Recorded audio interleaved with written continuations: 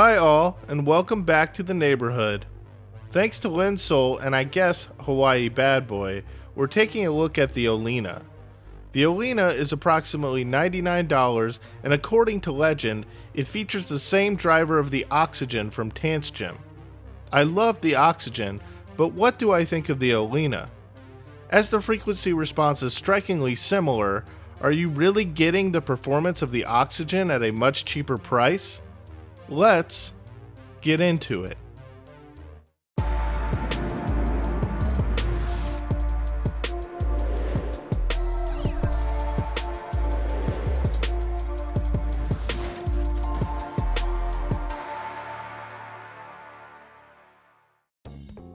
Let's start with the build by Tripowin here. What comes in the package is mostly nice, but I still have some gripes with just about every aspect of the build. First, the included carrying case is more for desktop storage rather than carrying anything around, as it is large, weighty, stiff, and bulky.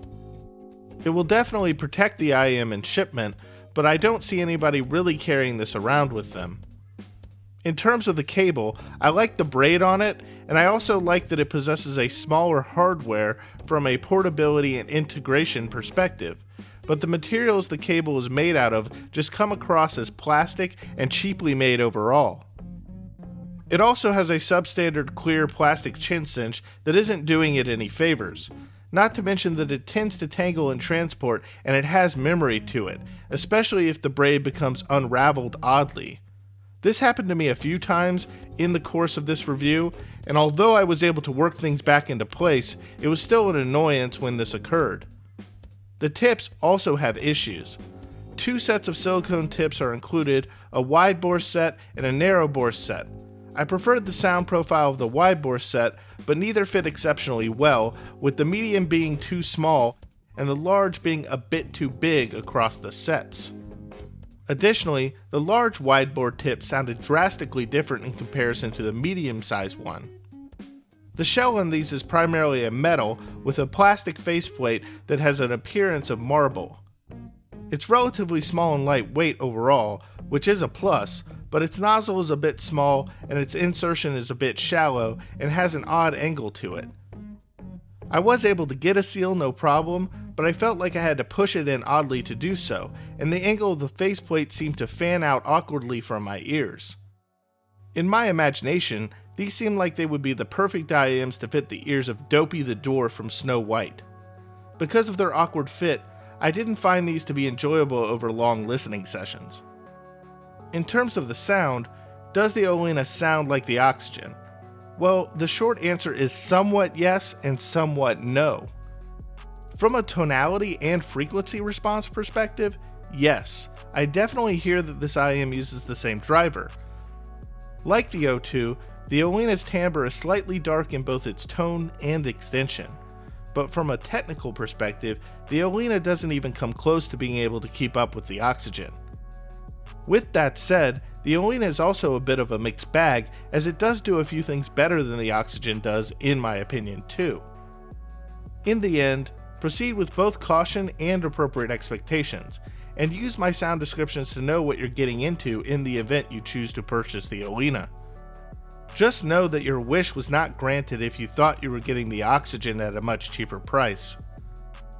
So, with what does the Olina suffer and where does it succeed? Let's start with the positive. The soundstage is much wider than the Oxygen, and imaging and placement is more spread out. I'd also venture to say that the placement of images within the soundscape is more accurate to the recording, and the Olina does display a good transient response, accurate imaging decay, and decent peripheral detailing.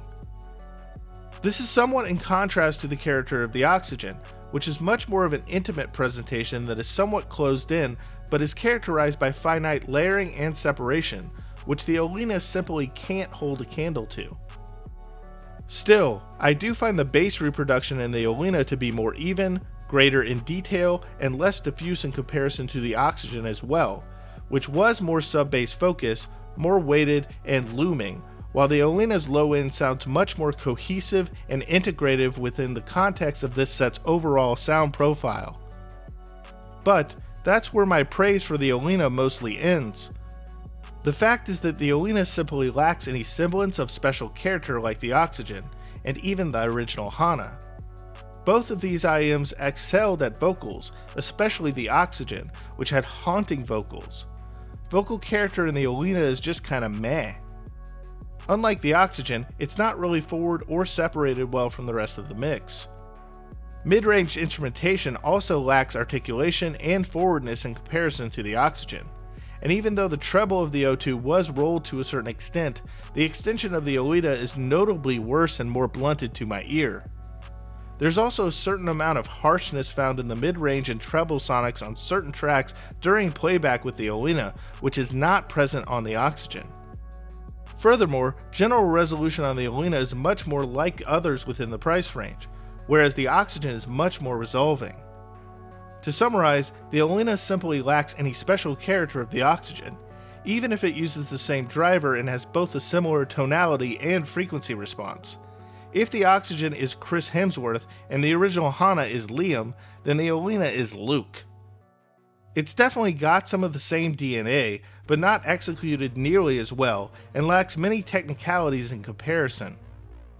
Instead of being seen as an overachiever, the Olina should simply be recognized as a good option at its price point, which is slightly below $100. It keeps up with others within the price range, such as Blonde A8, Moondrop Aria, and Tin Hi-Fi T3, but has a darker general presentation. In other words, it's a good IEM at under $100, but might not be the first one that I gravitate towards given its limitations.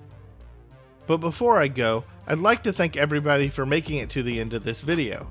Make sure to like and subscribe before you leave, and also choose to check out the channel at all its other access locations, including www.intoitreviews.com, check us out on Twitter, the Discord, Instagram, or become a member of the Patreon.